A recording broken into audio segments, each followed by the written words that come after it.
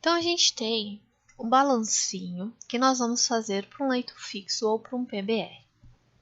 Esse balancinho, nós temos o reator e vamos seccionar uma partezinha desse meu reator. Então, aqui eu tenho um reator que vai de Z igual a 0 até Z igual a L no final do reator, e eu vou seccionar uma pequena porção do meu reatorzinho. Essa porçãozinha aqui para que a gente possa fazer o balanço.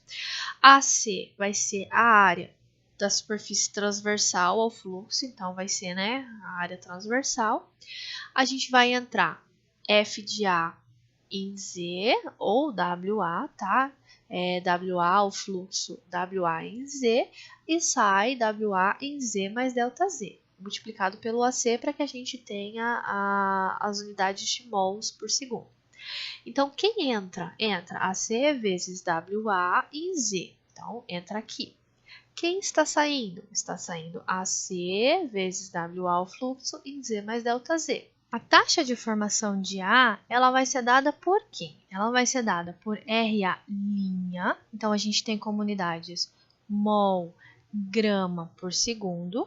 O ρB, que vai ser a minha massa específica de B, do leito, de bed, de cama. Então, vai ser do reator do leito fixo mesmo. Então, vai ser dado em gramas por metros cúbicos. AC, a área da seção transversal ao fluxo, então dado em metros quadrados, vezes o ΔZ, que é o comprimento do meu leito em metros. Então, metros quadrados com metros cúbicos, grama por grama, sobra mols por segundo. Então, a gente tem tudo isso aqui indicando a formação, a taxa de formação de A dentro do meu reator de leito fixo.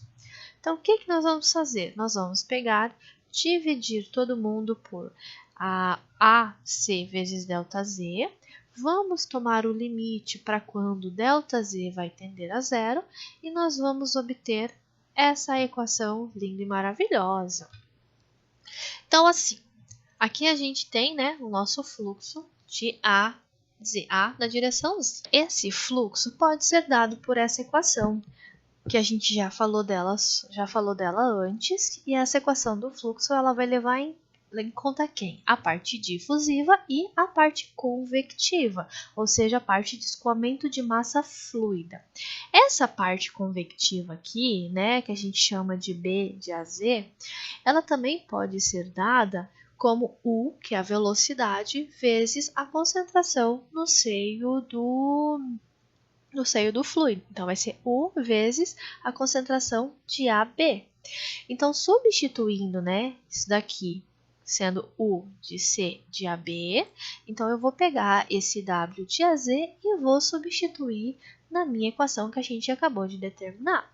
Substituindo, a gente vai obter essa equaçãozinha linda e maravilhosa aqui. Olha só. Vejam só. Então, essa equação, ela leva em conta quem? Ela leva em conta a parte difusiva e a parte convectiva e também a parte reacional, né, do meu sistema. Mas quem é esse meu R de A'? Esse meu R de A' é a velocidade global em função da concentração de reagentes dentro do meu catalisadorzinho, certo? Essa concentração ela vai ser relacionada à velocidade global de A, que existiria se toda a superfície do meu catalisador ela fosse exposta à minha concentração no seio do fluido C de AB. Então, o que acontece? O meu RA, eu não vou considerar ele apenas como o meu RA. Eu vou considerar ele como um R, como se toda a concentração, né, da minha superfície estivesse exposta à minha concentração no seio do meu fluido, por meio do meu fator de efetividade global. Então, esse fator de efetividade global, ele vai ser um parâmetro que eu vou multiplicar o meu R para que eu possa levar em conta no meu sistema todas as questões de transferência de massa interna, ok?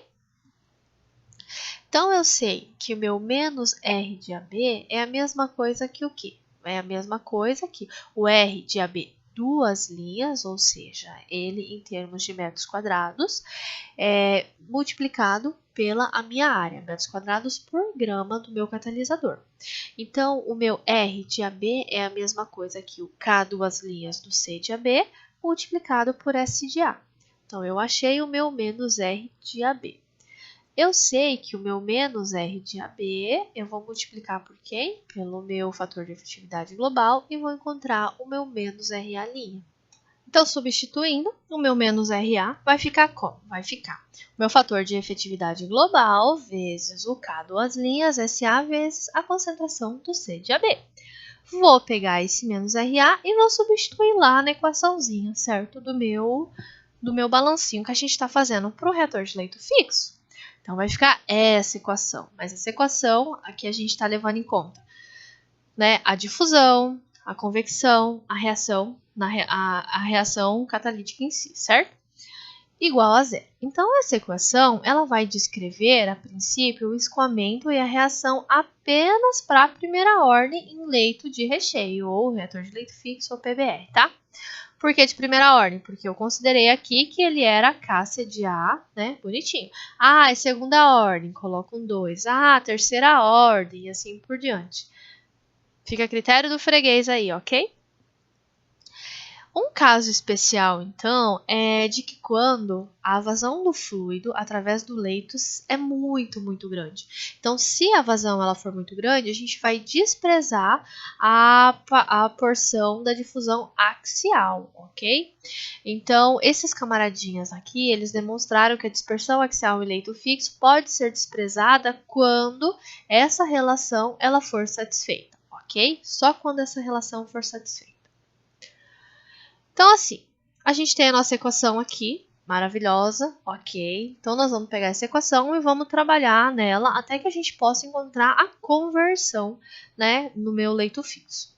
Então, a primeira coisa que eu vou fazer, eu vou falar o seguinte, gente, vamos analisar a ordem de grandeza desses camaradas.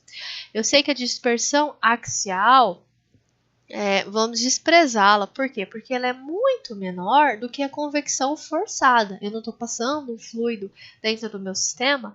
Então, dessa maneira, a primeira parte da minha equação, a gente já vai anular ela. Por quê? Porque ela é muito, muito menor do que a convecção forçada. U vezes o D de C de AB, dz. Então, aquela equação, então, né, cortamos essa equação, vai sobrar isso daqui. Tá aqui.